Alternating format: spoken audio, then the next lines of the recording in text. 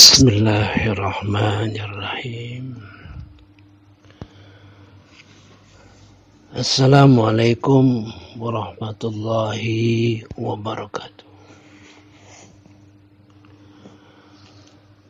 Alhamdulillahi rabbil alamin wa bihi nasta'inu ala umuri dunya waddin.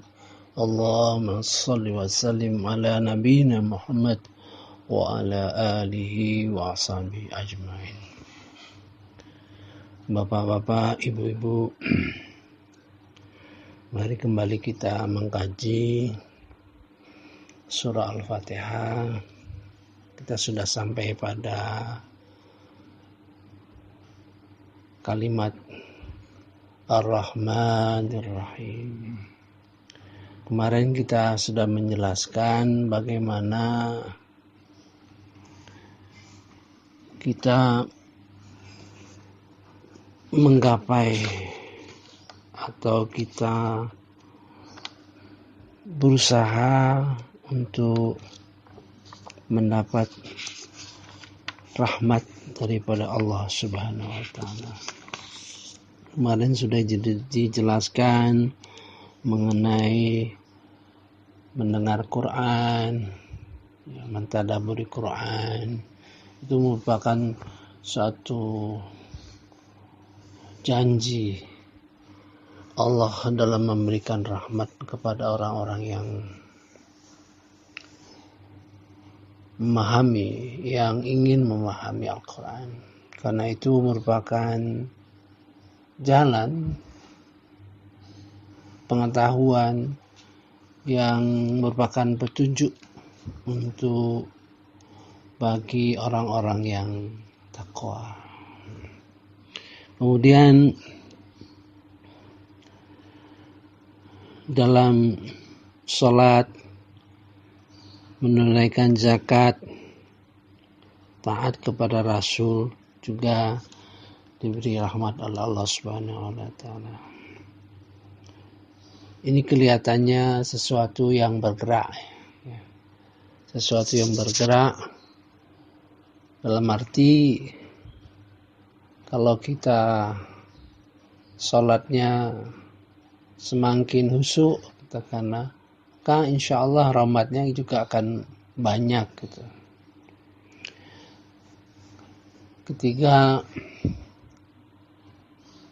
yang baru disampaikan sebetulnya masih banyak lagi.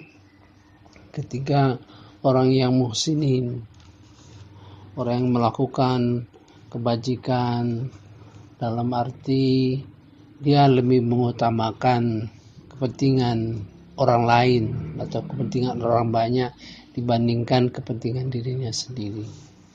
Itu dikaji dalam tingkat takwa yang 4. Mari kita ingat bahwa di dalam sholat kita juga berdoa, yaitu doa di antara dua sujud, ya. Rabbi firli warhamni wajibuni warfa'ni warzuqni wahdini wa'afini wa'fu'ani. Itu doa itu supaya betul-betul dihayati, karena doa itu sebetulnya kalau kita lihat substansi daripada 8 kata-kata Rabbi firli warhamni, itu betul-betul insya Allah kalau kita dikabul oleh Allah Subhanahu wa taala, maka kita mencapai kebahagiaan di dunia dan akhirat. Dan jangan diartikan, kalau secara umum orang mengartikan Rabbi firli, ampuni dosaku, itu masuk, masih sesuai. Warhamni gitu. Warhamni itu artinya secara bahasa Indonesia kasihanilah aku. Sebetulnya jauh nilainya daripada kata-kata yang sesungguhnya, ya. Itu berasal dari kata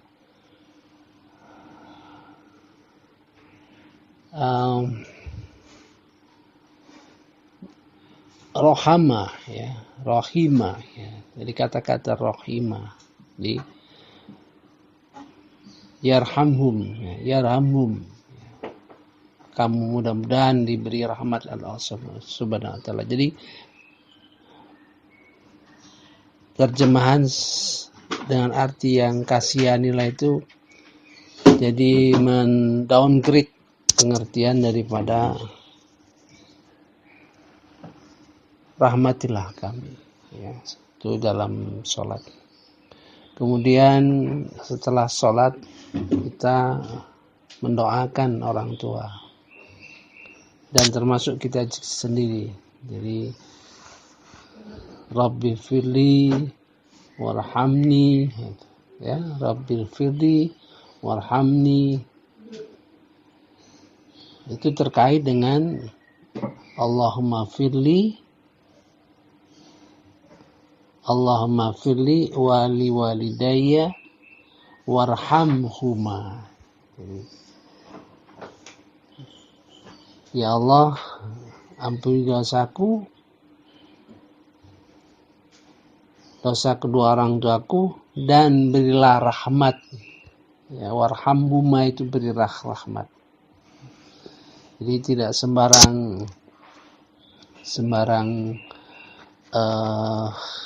posisi yang selalu diberi rahmat oleh Allah Subhanahu wa taala. Pada umumnya posisi-posisi penting, ya. Mari kita buktikan bahwa rahmat itu tidak setiap kegiatan ibadah yang diberi rahmat. Mari kita coba lihat bagaimana dalam kegiatan amar ma'ruf nahi munkar. Amar ma'ruf nahi munkar yang bersifat individual, yaitu dalam surah Al-Imran ayat 104, ya. A'udzubillahi minasyaitonirrajim. Bismillahirrahmanirrahim. Dan hendaklah di antara kamu ada golongan orang yang menyeru kepada kebajikan, menyuruh berbuat ma'ruf, dan mencegah dari yang mungkar. Dan mereka itulah orang-orang beruntung.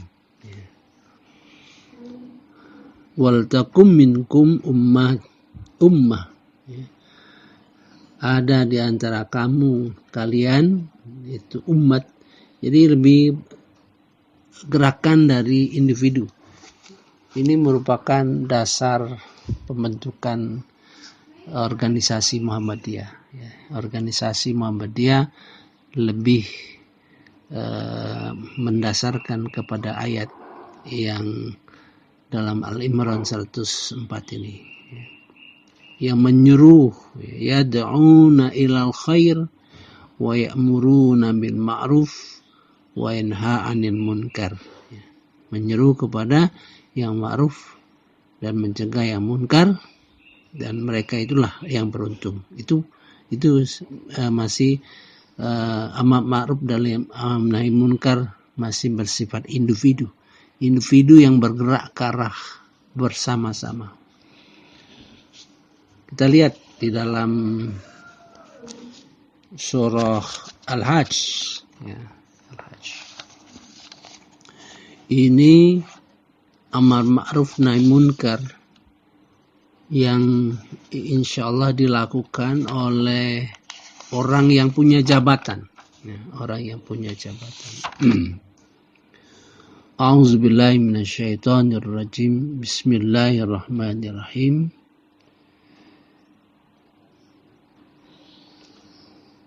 Ayat surah Al-Hajj ayat 41, ya. Yaitu orang-orang yang jika kami berikan kedudukan di bumi, gitu, ya, mempunyai jabatan. Mereka melaksanakan sholat, menunaikan zakat, dan menyuruh ma'ruf dan mencegah dari yang mungkar, dan kepada Allah lah kembali segala urusan. Jadi ini maksudnya seorang pemimpin kalau dia melakukan ini amar ma'ruf nahi munkar, itu persoalannya kepada Allah Subhanahu wa taala. Begitu juga kalau dia tidak lakukan. Misalnya seorang pemimpin, kepala negara, gubernur, wali kota tidak lakukan amar ma'ruf nahi munkar, maka itu adalah persoalan Allah Subhanahu wa taala. Jadi kalau itu menunjukkan bahwa ini bukan persoalan lain-lain, ini persoalan aku. Alladzina in makkannahum, yaitu orang-orang jika kami beri kedudukan pada mereka fil ard, di dunia ini, aqamus shalah wa atawuz zakah wa amaru bil ma'ruf wa nahau anil munkar. Mereka menyuruh melakukan ma'ruf dan wa nahau anil munkar.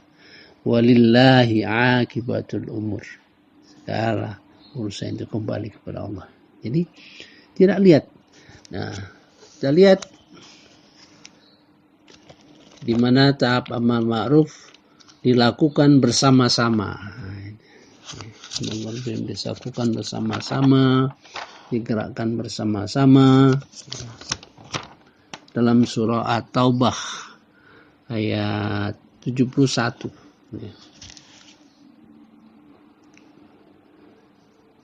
A'udzubillahi minasyaitonirrajim. Bismillahirrahmanirrahim. Dan orang-orang yang beriman, laki-laki dan perempuan, sebagian mereka menjadi penolong bagi sebagian yang lain. Mereka menyuruh berbuat yang ma'ruf dan mencegah yang munkar, melaksanakan salat, menunaikan zakat, dan taat kepada Allah dan Rasul-Nya. Mereka akan diberi rahmat oleh Allah. Sungguh Allah Maha Perkasa lagi bijaksana. Nah, itu kelihatan. Ya. Kalau kita bersama-sama, kalau tadi di dalam ayat surah Al-Imran ayat 104 dan surah Al-Hajj ayat 41, mereka melakukan amar ma'ruf nahi munkar. Tapi amar ma'ruf nahi munkar itu kepada individu, ya, kepada individu. Sebenarnya untuk menuju kebersamaan, yaitu dimulai dari individu. Jadi orang tidak bisa melakukan amar ma'ruf nahi munkar kalau amar ma'ruf nahi munkar dia tidak lakukan di keluarga, di lingkungannya. Ya, jadi tahap awal di keluarga, kemudian di lingkungannya, ya, di familinya, begitu. Dia harus jadi tidak akan lompat kepada satu masyarakat. Mesti ada tahapan-tahapan.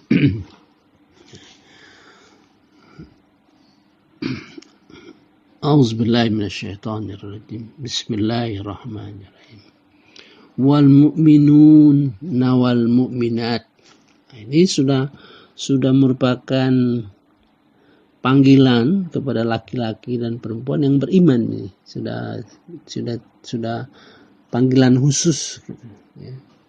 Ba'duhum awliya'u ba'd. Sebagian mereka menolong dari sebagian, artinya bekerja sama, ya. Ya'muruna bil ma'ruf. Mereka menyuruh, ya, berbuat kebaikan. Wa yanhauna 'anil munkar, dan mencegah kemungkaran. Nah, ya.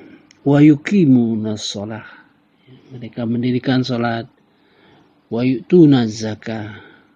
Wa yuti'una Allah mereka taat kepada Allah wa rasulah, ulaika sayarhumuhumullah, Allah akan memberi rahmat kepada mereka. Innallaha azizun hakim. Itu contoh ya, kegiatan yang baik. Tidak semua kegiatan yang baik itu yang berlakukan itu mendapat rahmat dari Allah Subhanahu wa taala. Janji rahmat Allah Subhanahu wa taala. Jadi kalau Allah sudah memberikan rahmat, itu merupakan kesempatan sebaik-baiknya. Jadi kalau kita ingin mendapat rahmat dari Allah Subhanahu wa taala secara individu, kita terus perbaiki salat, terus perbaiki infak, sedekah ya, dengan cara-cara yang sudah disusun dalam Al-Quran. Oleh sebab itu kita perlu memahami satu-satu ibadah itu secara runtut gitu. Seperti infak, kita sudah menulis bagaimana infak itu diajarkan Quran supaya memantapkan jiwa sebagai seorang muslim. Jadi kita akan coba berangsur-angsur setiap ibadah itu kita susun bagaimana Al-Quran ya, Al-Quran menatanya. Nah, kalau hadis itu tidak bisa kita susun karena hadis itu merupakan pengalaman. Jadi Rasulullah itu memahami Quran, kemudian dia bagaimana memberikan contoh dalam pelaksanaan dari kumpulan beberapa ayat. Jadi merupakan suatu rincian 1, 2, 3 dan sebagainya. Nah, kalau Al-Quran bisa kita lihat pecahan ayat-ayatnya itu, dan setiap ayat-ayat itu memperlihatkan gerak jiwa dari kita ibadah. Jadi ibadah itu ada jiwa. Seperti misalnya infak. Jiwa yang paling tinggi adalah kesadaran bahwa kita berinfak itu adalah untuk melawan infak-infak yang dilakukan oleh musuh-musuh Islam. Nah, untuk mencapai jiwa seperti itu ya perlu tahapan-tahapan dan diberitakan oleh Allah Subhanahu wa taala di dalam ayat-ayat Al-Quran. Harus kita susun. Misalnya sholat khusyuk. Pertama harus punya kesadaran bahwa sholat kita itu banyak lalainya. Dalam surah Al-Ma'un. Kalau tanpa kesadaran bahwa sholat kita itu banyak lalainya, tidak akan mencapai yang lebih tinggi. Itu surah Al-Ma'un. Kemudian yang kedua, di dalam surah Al-Ma'arij, alladzina hum ala salatihim daimun. Sudah mencapai tahap sholatnya konsisten. Terus sholatnya hafizun, baru mencapai sholat khusyuk. Itu suatu gerakan-gerakan yang ingin mencapai sesuatu prestasi yang lebih tinggi. Begitu juga Quran. Kita belajar Quran. Apa tujuan belajar Quran? Tujuan akhirnya. Allah nyatakan sendiri bahwa Allah akan memilih di antara hamba-hambanya itu yang diwariskan Al-Quran. Di dalam surah Fatir 32. Nah, untuk mencapai yang tinggi tentu ada tahapan-tahapan yang harus kita lalui. Yang tidak bisa, ya mungkin saja, bisa saja tidak melalui suatu tahapan di dalam Al-Quran. oleh karena Allah menghendaki itu boleh saja. Tapi sesuatu yang digambarkan di dalam Al-Quran bahwa itu bertahap. Saya kira itu saja, kita mengulang sedikit mengenai Ar-Rahman Ar-Rahim. Nanti kita akan bicarakan lagi pada putaran-putaran selanjutnya.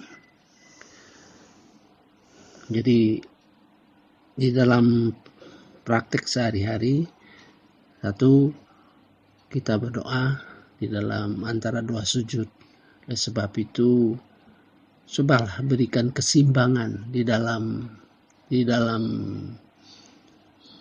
melakukan ruku, sujud, kemudian berdoa di antara dua sujud, waktunya. Jadi jangan sampai misalnya kita, ya itu betul juga, ya cukup itu Rabbi firli gitu. Tapi alangkah indahnya kalau kita lengkapi Rabbi firli warhamni wajibuni warfa'ni warzukni wahdini wa'afini wa'fu'anni.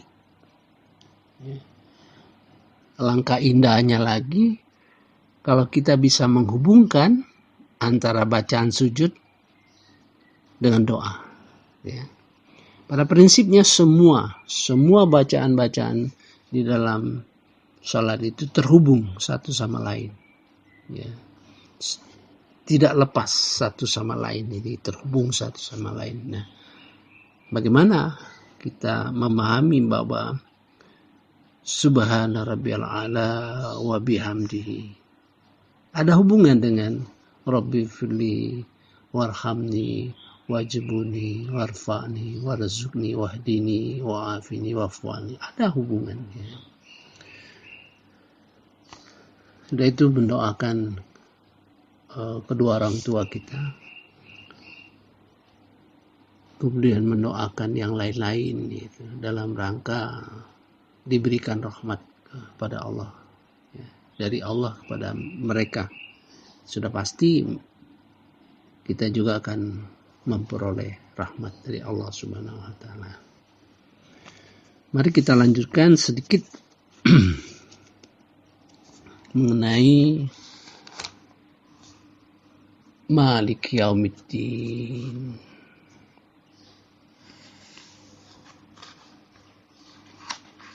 Yaitu ayat keempat, ya. Malik Yaumiddin. Secara garis besarnya sudah saya sampaikan bahwa 3 ayat ini betul-betul potensial, ya, mengembangkan, mendorong rasa cinta kepada Allah Subhanahu wa taala, kemudian mendorong rasa takut dan mendorong rasa harap. Jadi 3 perasaan ini yang perlu kita kembangkan. Mari kita mulai. Malik Yaumiddin, pemilik hari pembalasan.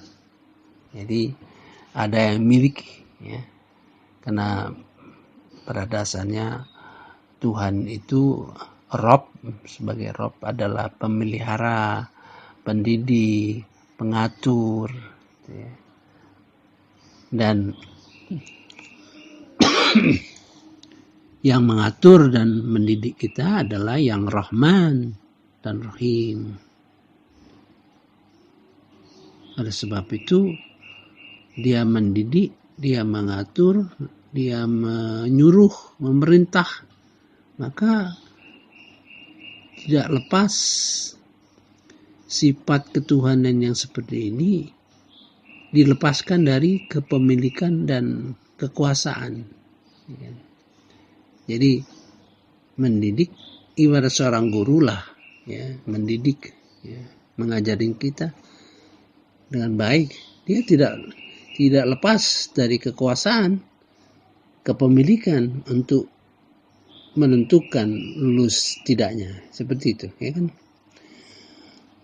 Nah, disitulah ya, inilah yang dikandung di dalam Maliki Yaumiddin. Jadi Allah mendidik,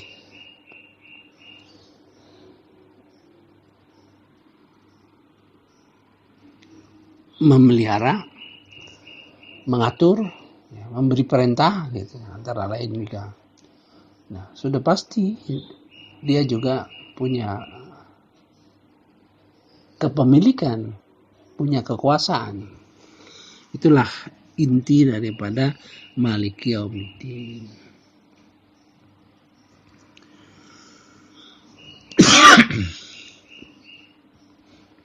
Jadi penyebutan sifat-sifat Allah yang sebelumnya, ya,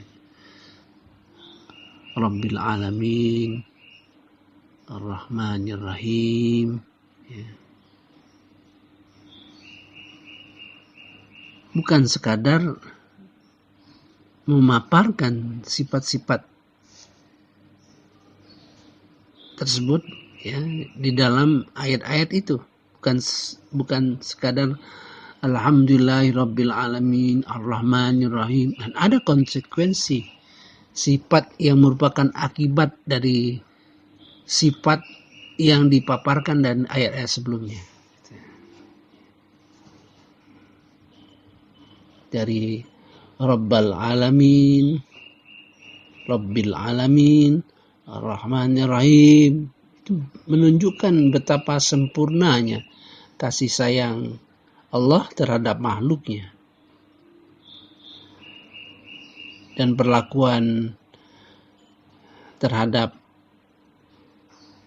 kita manusia yaitu atas dasar memberi pemeliharaan, bimbingan, pendidikan, mencakup juga perintah dan larangan, gitu. Nah, perintah dan larangan itu gunanya juga untuk kemaslahatan kita. Jadi adanya neraka dan surga itu merupakan pada hakikatnya bertujuan untuk kemaslahatan kita manusia, ya, adanya surga dan neraka. Nah, itulah pokok-pokok yang dikandung dalam Maliki Yaumiddin. Jadi kita tidak bisa mengandalkan rahmat dan kasih sayang Allah, gitu. Allah mendidik kita, membimbing kita, sehingga mengantarkan kita ke suatu kondisi yang membuat kita bahagia. Tidak bisa mengandalkan itu saja. Dia juga pemilik hari kemudian. Dia juga pemilik hari kemudian. Nah, di sana kelak akan memberikan balasan. Setiap jiwa akan diberi balasan dan ganjaran sesuai dengan perbuatan. Nah, informasi mengenai hari kemudian dapat mendorong kita untuk melaksanakan perintah dan menjauhi larangan. Saya kira itu saja sebagai pengantar untuk masuk ke Maliki Yaumiddin. Sekian. Wassalamualaikum warahmatullahi wabarakatuh.